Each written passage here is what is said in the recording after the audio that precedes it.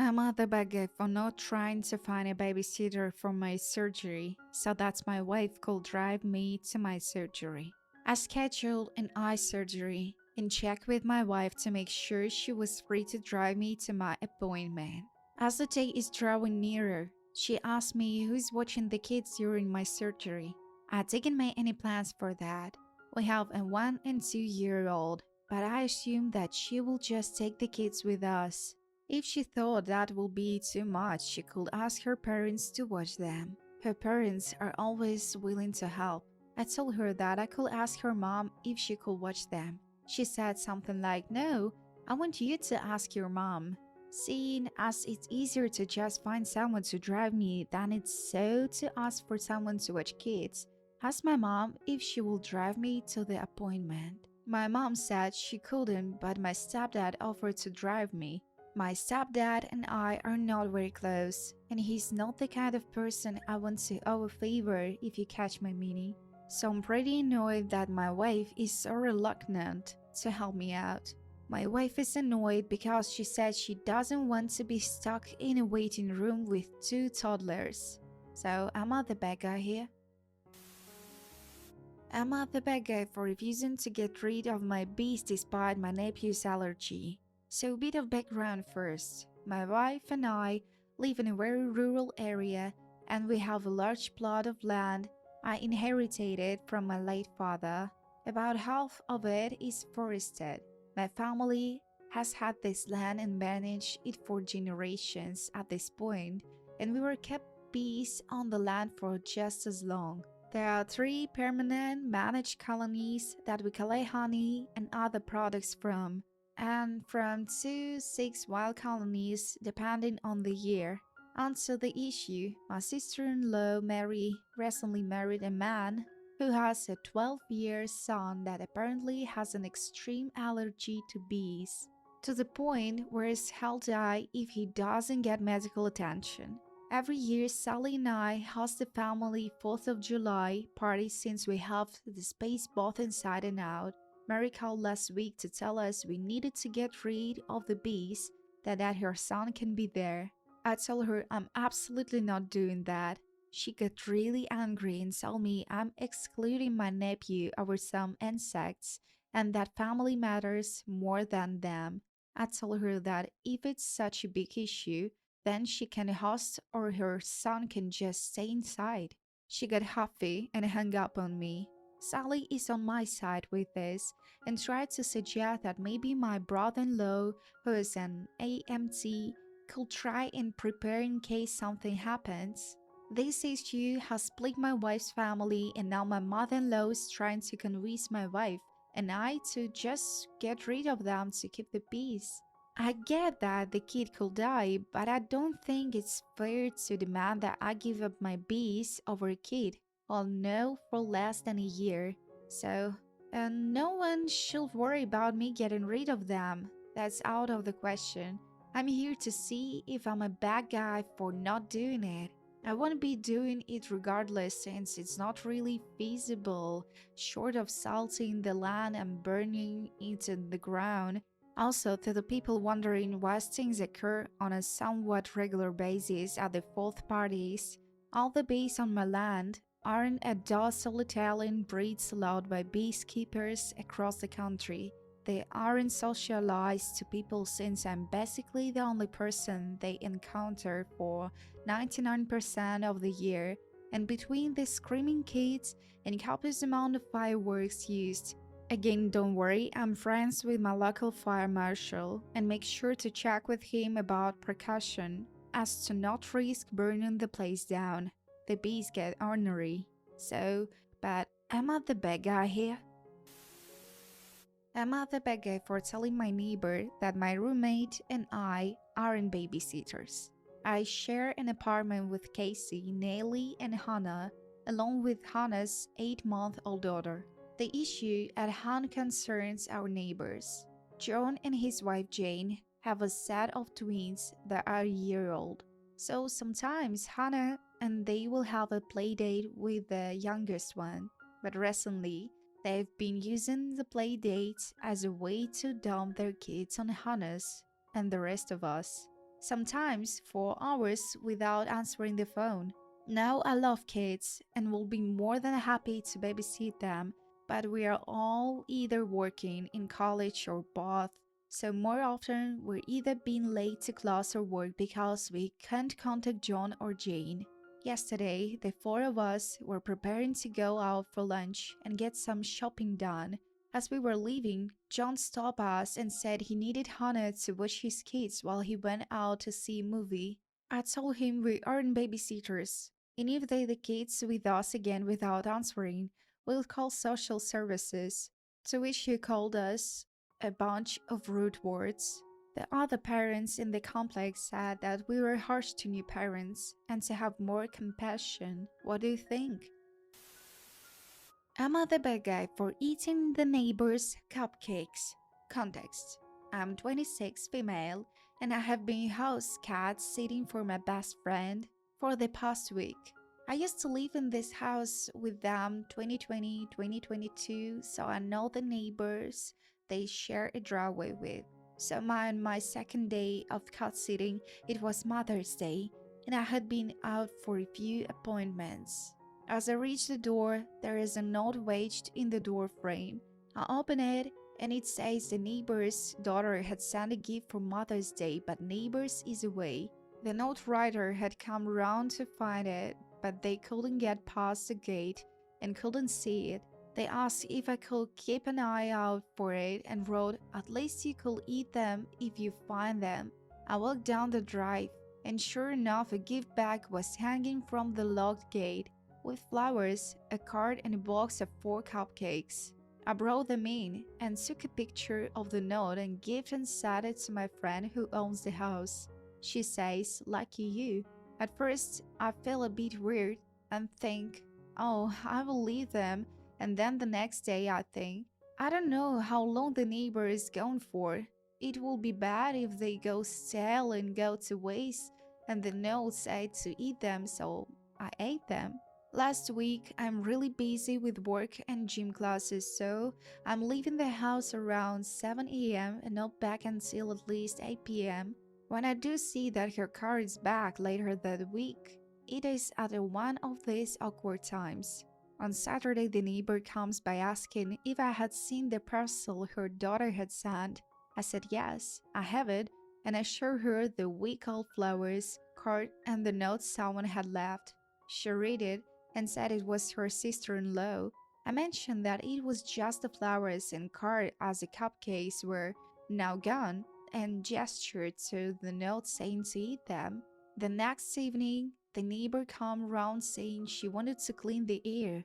She then proceeded to tell me that she thought it was deplorable behavior, and it didn't sit right with her that I had eaten the cupcakes, and she saw it as silly. I should have taxed her and should have frozen the cupcakes so they would be safe for her. She said I should have called her sister-in-law who left the note. When I said I couldn't because I don't have her number, she said it was on the note. I checked the picture I had of the note, it wasn't. I said I did feel bad, but the note had said to eat them, and I had been very busy. I hadn't been able to get down to her. She said that I could see when my car was there and I should have gone. She kept turning back that it was horrible behavior. I was silly and it crossed the line, but of course I apologized. As soon as she left, I burst into tears. I felt so awful. I understand she's upset that she didn't get the full gift her daughter intended for her, but I feel like it was a bit harsh to say that I stole from her when I had written permission to eat the cupcakes. So am I the bad guy here? Am I the bad guy for upstanding my sister-in-law at my wedding? So I recently married my fiancé. Our wedding was absolutely beautiful and how I always imagined it, except for one issue. My older brother married his wife 2 years ago. Their wedding was beautiful, but my sister-in-law couldn't afford her dream dress because it was too expensive. It was a designer dress and had to settle for the cheaper option. I, on the other hand, never wanted a wedding dress. I hate how I feel in dresses. And when I was 10, no family member could make me wear one.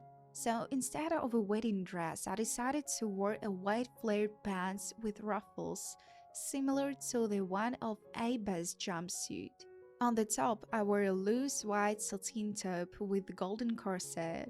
I also had some golden jewelry, my wedding ring of course, necklace, and some hair jewelry, which is match my blondie curly hair. I no way could afford it normally, so I started to put some money away every time I had my paycheck for tailor to make my dream outfit and to buy jewelry. Now to the main story. When the wedding came, I saw that my sister-in-law was wearing a very pale, almost white, pink dress that looked exactly like the wedding dress she always wanted, just not pure white. She also had jewelry that her grandma gave her. I had no problem with her jewelry. Me and my now husband confronted my sister-in-law and my brother about this. She said that she decided to do the same as me and started to save money for tailor to make the dress she always wanted, and my wedding was the perfect time to wear it since I don't care about dresses. My brother agreed with her. Everyone from my family knew that I wouldn't be wearing a wedding dress, but in no way I would think that someone will think it's okay to wear one on my wedding.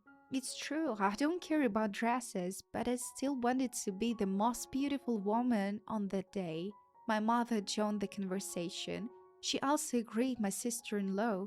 She never agreed with me not dressing feminine. Sister-in-law started crying that I tried to upstage her with my expensive jewelry, since all she has is old one from her grandma.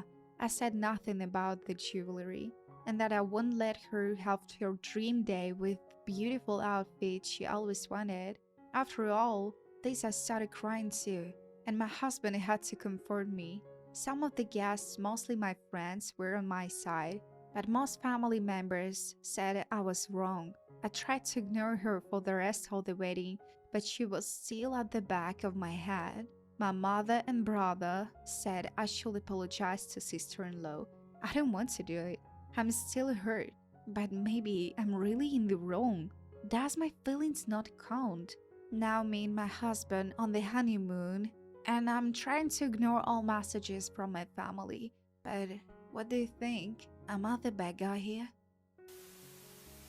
Am I the bad guy for calling my brother out for AITA? He said to our sister. I have three siblings. Earlier today, we all went out to lunch with our parents. We all usually try to get together at least once a week, but lately, it's just been so busy for a good majority of us that we haven't been able to do so. While at lunch, everyone was seemingly in great spirits and just enjoying each other's company while we waited on my 20 years old brother Jay to arrive. Jay arrives to lunch about 30 minutes late, and he's visibly upset. Everyone noticed, and we all turned our attention to Jay. Then he let us know that he just found out this morning that he has type 2 diabetes, and he's extremely upset about it, as anyone will be. At this point, everyone is shocked and is just trying to understand because our family doesn't have a history of diabetes. And we know that this form of diabetes is normally caused through one's diet. As everyone is comforting him, our dad is asking questions.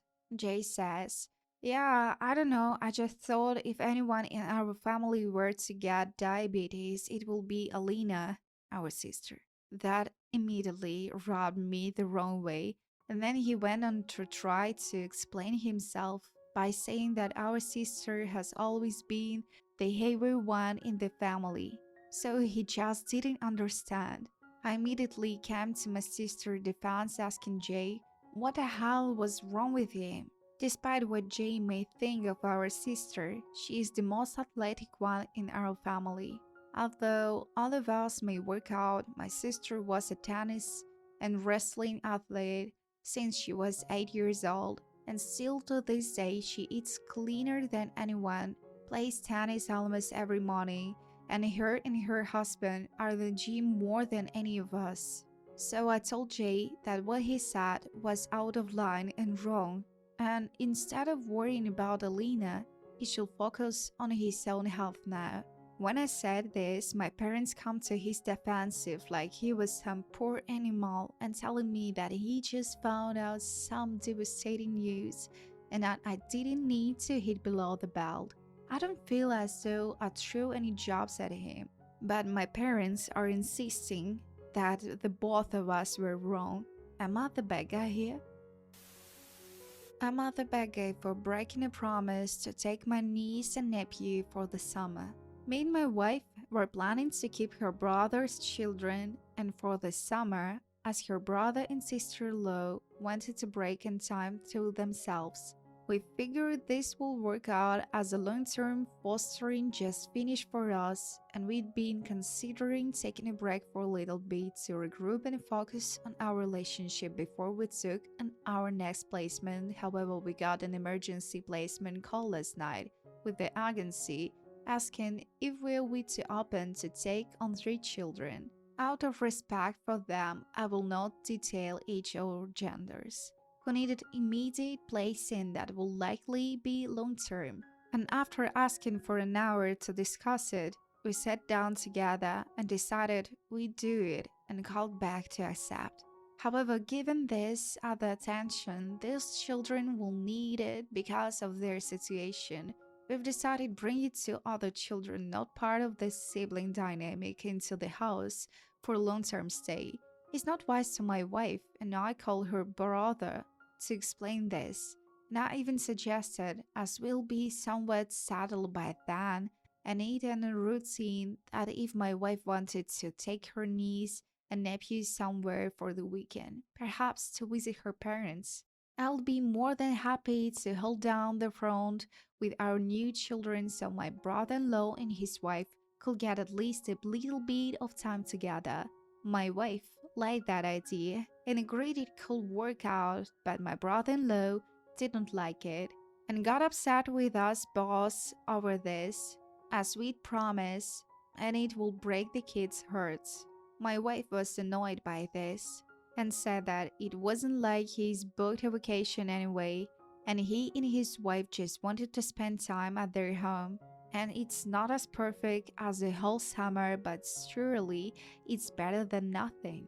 My brother-in-law though threw in our faces that his children were blood related, and yet we were talking in strangers' children over his.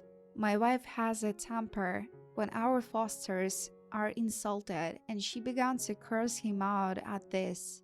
And I took the phone off speaker at this point to let her calm down and told him if he felt that way, we'll be unable to watch his children at all for the foreseeable future. And while we loved our niece and nephew, we also loved all the children in our care. And until he realized that and apologized, he'd not get to take advantage of our child care.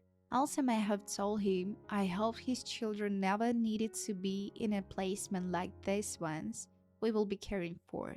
A low blow, I know, but my wife wasn't the only one annoyed. Since then, some of my wife's family had been founding us over this, and how it is unfair for us to let down the children, and how while I was her wife, I had no right to take over the phone call at the end and make the decision alone. We've since stopped answering all calls from them now. Maybe it was wrong to take over the call and to cancel plans we'd promised already. I don't much care about upsetting him, but I feel guilty for my nephew and niece as we broke as promise made. So write in the comments below what do you think? Am I the bad guy here?